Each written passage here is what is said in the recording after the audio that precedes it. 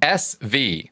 Do management staff really go through every org's stats every week and pay close attention to each one? It seems like it would be a mountain of data every week, so I wonder how management would handle it. Thanks for the question. And the stat evolution, as it is called, is a famous thing in Scientology. It happens every Thursday from 2 o'clock on through the rest of the evening. Thursday is a unique day in the world of Scientology. Hubbard said that the financial week and the statistic week ends Thursday at 2 p.m. And so that's when your week ends. And then at 2:01, you are now getting going on the new week. And statistics are counted every single week.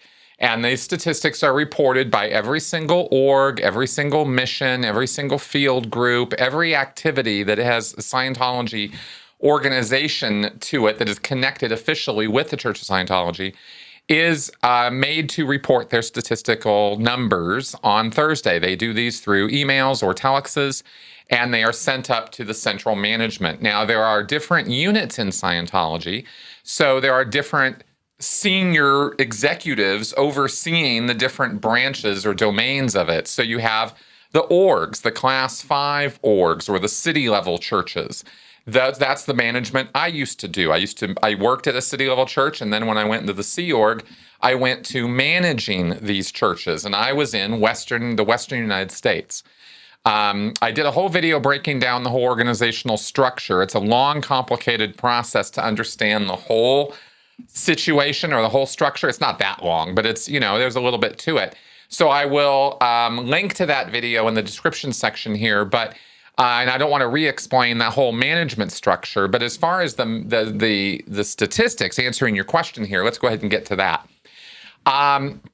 Missions have their own reporting system, field groups have their own reporting system, and orgs have their own reporting system. So I was involved with the statistical management of the orgs. So, which is the mainline activity of Scientology. So I was pretty much right on the pulse of, what was going on. And West US has more orgs, I believe, at least it did when I was managing it, than I think any other continental zone. Europe, East US, Latin America is a zone, Canada is a zone. So you have these different geographic areas. And everything west of the Mississippi was West US, including Hawaii. So there were 34 orgs in that group when I was managing it. There might be more or less now, but that was the number then. And that included the Sea Org organizations, the service organizations in the PAC base at Big Blue, the Big Blue buildings. There is the American St. Hill organization. There was the Advanced organization in Los Angeles. And that's 2 organizations, but ASHO, the American St. Hill, was divided into 2 different organizations. I think they have combined those now, and it's just one single Sea Org organization now. But at the time, it was Day and Foundation. Okay, so 34 orgs. That is a lot of statistical information coming up because every single org reports something on the order of about probably 70 to 90 statistics. I can't remember exactly. The different types of orgs have different, like the Sea Org orgs have different statistics that they would report. A lot of the same statistics that the class 5 orgs, the city level churches have, but also their own statistics. So, because they're delivering different kinds of services. So, we would get these statistics in, and they would go into a computer system, right? The telexes would come in with all the numbers, and they had to be formatted a certain way so they could auto feed into the data files in the data system. And we had a bureau in the management organization that was responsible for collecting and collating and reporting these statistics every week. That was the data bureau. And, so we would get those, they were the ones who were chasing all the numbers in and then printing graphs showing the comparatives of this week to the last 12 weeks. We would normally look at the graphs on a 12-week trend. Or look at them on a graph that went 12 weeks. We paid attention at the continental level. We paid attention to the 3-week trend. How was the trend of the graph over the last 3 weeks? 4 dots, 3 lines. were the numbers, were the main things we were adjudicating or looking at. So, okay, so for example, Santa Barbara sends up a number of statistics, including, let's say, the well-done auditing hours, the number of hours of auditing that occurred that week in the church. Okay, let's say there was 30 hours this week, and the week before there was 35. So the number goes down on a 1 week. So at the org level, they're watching the statistics on a weekly basis. They're not looking at the trends so much as they're looking every single week, right? So if the trend of their graph is going, up, good. But it's the 1 week they're paying attention to. So it could be up on 3, but down on 1, right? It could go up, and then down a little bit this week. Well, the org's going to be applying a danger or emergency condition. They're going to be doing something, to get that graph going back up for that week. But at a management level, we're looking at a trend of 3 weeks, and it's going up trending. So as far as we're concerned, things are going better. Things are going okay. They're trending in the right direction. The theory behind this is that the orders that we issue are going to take time to implement, and they're going to take time to have an effect. So we are managing by trends. This was Hubbard's theory on this. And the next level of management up, the international management guys who are watching all the orgs all over the world, they look at 6-week trends because the orders they issue have to filter through us and then go down to the orgs and take time to implement and execute and see the results. So you see the little system there is the local is 1 week, the continental is 3 weeks, and the international is 6 weeks. And we would have to grade all the statistics for each organization on these trends. But it wasn't so much a matter of labeling whether they were, affluence or normal or emergency or danger or whatever the condition that was that we were going to be assigning. It was that we also, management is not just one big glump of people. It's its own organization. And we called it, when I worked in it, it was the Flag Operations Liaison Office, or the FOLO. That was the division of the management organization that dealt with the orgs. I worked in FOLO, so I was a FOLO staff member, part of a larger organization called a CLO, or Continental Liaison Office, which housed all the management units for the missions, the orgs, the field groups, all of it.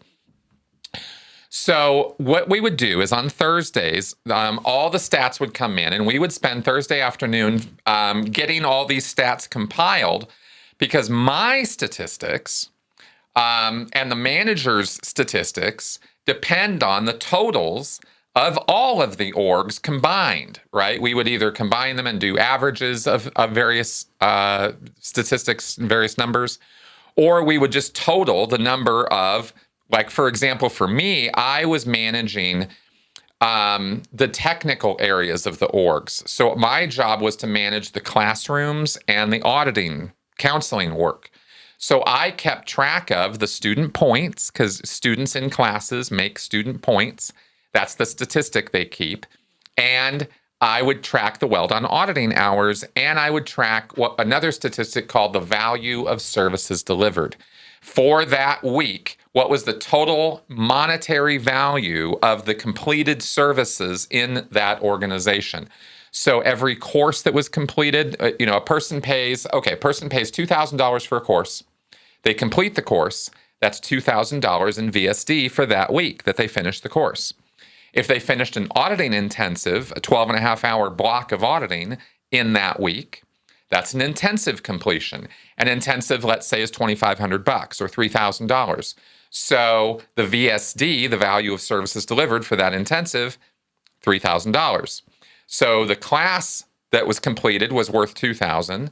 The auditing intensive that was completed was worth $3,000 VSD. So combined, the org reports $5,000 VSD for that week. That comes up to me. I combine that $5,000 from that org with however much VSD from all the other orgs, and that's my total VSD for the week. And I mark my own graph up. Did the graph go up? Did it go straight, or did it go down? And I apply a condition myself to that statistic for the week, based on the total across the continent. And that was my statistics were value of services delivered, student points, and well done auditing hours. So those were the statistics I was most closely monitoring. And then I would send orders. What would happen is I would see these statistics for all the 34 orgs. I would also see the sub-statistics. Those were the main statistics. Those were called the gross divisional statistics, the ones that really mattered.